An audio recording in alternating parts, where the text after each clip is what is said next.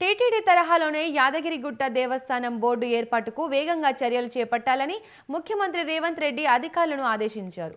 ధర్మకర్తల మండలి ఏర్పాటుకు రూపొందించిన ముసాయిదాలో పలు మార్పులను సీఎం సూచించారు. యాదగిరిగుట్ట బోర్డు నియామకపు నిబంధనలపై సీఎం రేవంత్ తన నివాసంలో సమీక్ష నిర్వహించారు.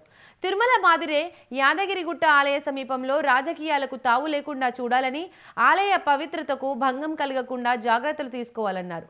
ధర్మకర్తల మండలి నియామకంతో పాటు ఆలయం తరపున చేపట్టాల్సిన పలు ఆధ్యాత్మిక సేవా కార్యక్రమాలపై ముసాయిదాలో పేర్కొన్న నిబంధనలకు ముఖ్యమంత్రి రేవంత్ రెడ్డి పలు మార్పులు సూచించారు.